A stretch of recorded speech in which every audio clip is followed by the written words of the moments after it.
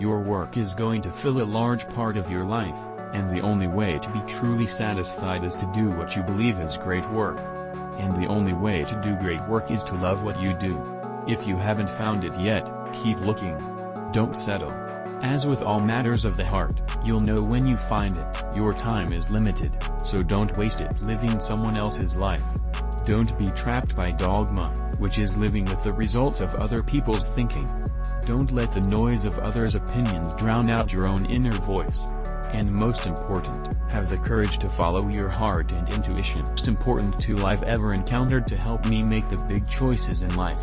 Because almost everything, all external expectations, all pride, all fear of embarrassment or failure, these things just fall away in the face of death. For the past 33 years, I have looked in the mirror every morning and asked myself, if today were the last day of my life, would I want to do what I am about to do today?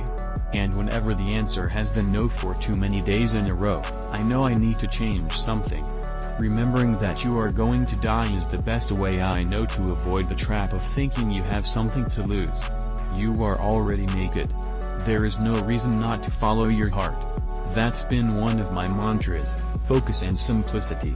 Simple can be harder than complex. You have to work hard to get your thinking clean to make it simple.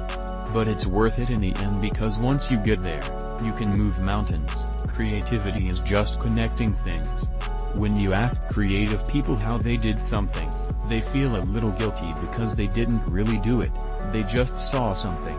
It seemed obvious to them after a while. That's because they were able to connect experiences they've had and synthesize new things. If you haven't found it yet, keep looking. Don't settle. As with all matters of the heart, you'll know when you find it. And, like any great relationship, it just gets better and better as the years roll on. The overall point is that new technology will not necessarily replace old technology, but it will date it. By definition. Eventually, it will replace it. But it's like people who had black and white TVs when color came out. They eventually decided whether or not the new technology was worth the investment. I didn't see it then, but it turned out that getting fired from Apple was the best thing that could have ever happened to me.